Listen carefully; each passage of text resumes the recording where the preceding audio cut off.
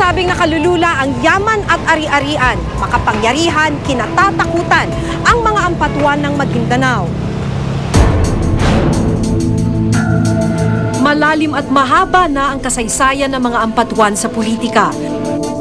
Noon pa mang martial law, nagkaroon na ng pwesto sa pamahalaan si Andal Ampatuan Sr. nang italaga siya ni dating Pangulong Ferdinand Marcos bilang OIC o Officer in Charge ng Sharif Agwak sa Maguindanao. Dito na lubusang lumawak ang impluwensya at kapangyarihan ng angkan. At nito nga mga nakaraang taon, naging kaalyado sa politika ni dating Pangulong Arroyo ang pamilya Ampatuan.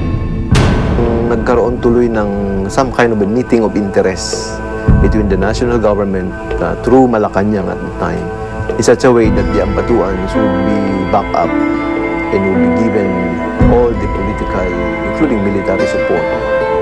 But in return, the Ampatuan should also, in a sense, facilitate or if not give vote. Pero kasabay ng paglawak ng kanilang impluwensya ang pagbato ng kaliwat kanang batikos sa pamilya. Noong 2006, matapos ang isang tangkang pagpatay sa nakatatandang Ampatuan, naglabas si dating Pangulong Arroyo ng Executive Order 546 na nagpapahintulot sa mga lokal na opisyal na magtalaga ng hukbo para labanan ang mga kaguluhan. Ang mga ito ay nakilala bilang Civilian Volunteer Organizations o CVOs. Binigyan ng armas, pinunduhan, at ginamit din para kumalaban sa Moro Islamic Liberation Front. Ang problema na wala ng control ang EFP at ang kapulisan. Ang nangyari tuloy parang nagiging personal bodyguards ng mga Ampatuans, yung mga CVO.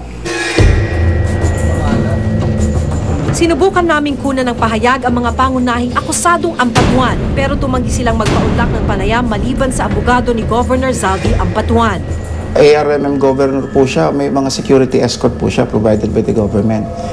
Hindi po siya kilala as a private army.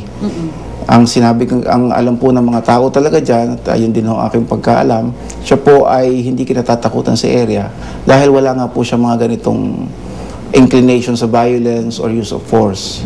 Ayon sa Human Rights Watch, sangkot din ang mga Ampatuan sa mga unsolved cases tulad ng pananamantala, pagtutorture at pagpatay sa Maguindanao. Noong nakaraang linggo, inatasan ni Justice Secretary Laila De Lima ang Death Investigation Division ng NBI na imbestigahan ang 56 pang kaso na umano'y kinasasangkutan din ng mga Ampatuan. Ang methodology pong ginamit nila ay pag-i-interview ng mga 50 witnesses. So as a method na ganun po ay talagang po puro salita lang po muna. So wala po silang concrete and specific evidence of particular crimes. Ano po. Pero makalipas ang isang taong pagkakapiit, nananatili umanong inosente ang mga Ampatuan mula sa massacre. Sana matingnan mabuti ang ebidensya. Ang ebidensya po nagpapakita na wala talaga po siyang kinalaman dito sa Maguindanao Massacre na tinatawag natin. Ayon kay Professor Wadi ng UP Islamic Studies, nakakulong man daw ang ilan sa mga Ampatuan. Hindi umano agarang nawawala ang impluwensya ng kanilang angkan sa Mindanao. Sa nakaraang 2010 elections, 68 Ampatuan ang tumakbo. 15 sa kanila ang nanalo sa iba't ibang posisyon. Both on the provincial, municipal, and barangay level, there was almost a complete control by the Ampatuan, especially in Maguindanao. And this control has already spread to the regional level. Pero maging ang mga Ampatuan umano ay biktima rin ng nangyaring krimen. Isa si Ahmad Ampatuan sa mga nanalong mayor sa Maguindanao noong nakaraang eleksyon. Pinsan si Ahmad ni Zaldi Ampatuan. Gayunpaman, hindi raw makatarungan na nadadamay sila sa kasalanang ginawa ng iba. Itanungin ka nila, sabi nila, Ampatuan ka, sabi mo, oo. Bigla lang takot sila eh. Sabi nila, nandito na yung mamamatayang tao. Giit pa niya, hindi lahat ng Ampatuan sangkot sa naganap na massacre. Dahil wala akong kasama nun dyan. Yun lang ginahingin namin, basta yung hindi nakasali dyan, hindi na isali. Dapat yung gumawa lang.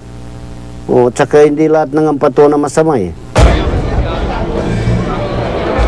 Giit ng kampo ng Ampatuan, tila nahusgahan na sila, wala pa man ang hatol sa kaso. Ang pinakikiusap po sana namin, tingnan yung ebidensya. Alam ho natin ang emotional level na involved sa kaso na ito. It might overtake the rule of law at saka yung sinatawag po nating due process. Sana ho, huwag makalimot na may batas at mga proseso na dapat ibigay din sa mga akusado. Sa kasalukuyang takbo ng investigasyon at asunto, maaaring abutin daw ng dekada o higit pa bago mahatulan ang kaso.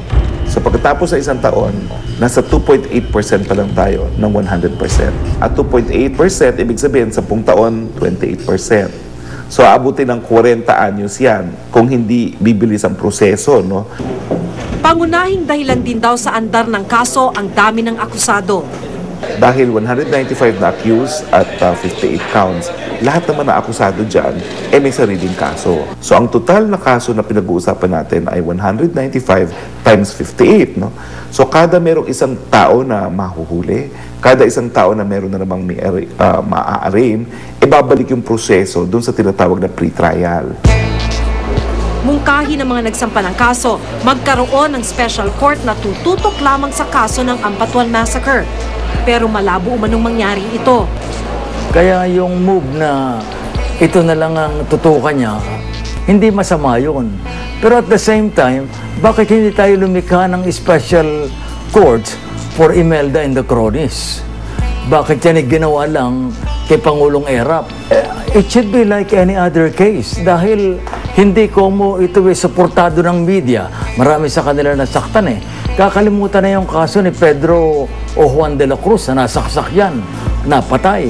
Yung kaso nung biyudang yun, kasing importante nitong 57 or 58. Sa kabila ng mga balakid sa mabilis na pagtamo ng hustisya, hindi pa rin nawawala ng pag-asa ang mga pamilya ng mga biktima na sa bandang huli ay mapaparusahan din ang mga nagkasala. Ayaw kung pagdating ng panahon na kung hindi natin makamit ang hustisya, mas doble pa o triple pa ang kaya nilang gawing pumatay sa isang iglap lang. Salamin ng Maguindanao Massacre sa Carasan, dumi ng eleksyon at pananamantala sa kapangyarihan. Nananatili itong pilat sa malayang pamamahayag sa bansa.